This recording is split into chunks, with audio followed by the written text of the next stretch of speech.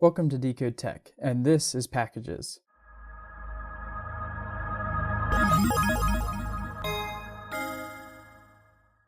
Packages is a program I wrote in Python to help my company count the number of packages shipped a day. We're an online business and we ship with many different carriers such as FedEx, UPS, or the mail system.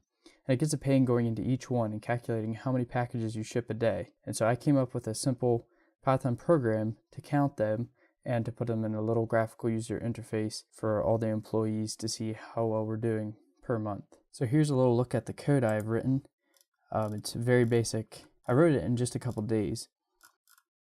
And basically it connects to our company's database that has all of our orders that were shipped out and then calculates how many were total and then which methods they were. And I compiled it into an exe using a program called PyInstaller. So I'm going to show you a little bit how it looks and how it works. So down here I have a little icon that I made for it, and if I click it, it pops up this little window.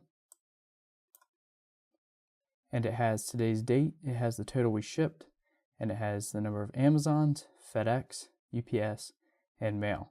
And I color coded them just to make it easier to differentiate. I also have tabs up here for how many we do per month. So in the month of January, that's how many we totally shipped. And then the total Amazons, FedEx, UPS, and mail. And then you can go to the year, you can go back to like 2011 and see how many we did back then for the whole year, and how many Amazons, how many FedEx, UPS, so on. And then you can go back and select the month of that year that you're interested in as well. So it's nice to see your progress and how well you're doing. I also have some records like the all-time ship record since we've been using our sales software. And that's pretty much all there is to it. It's just a simple program that reads from the database, but it can be really helpful and it's very practical.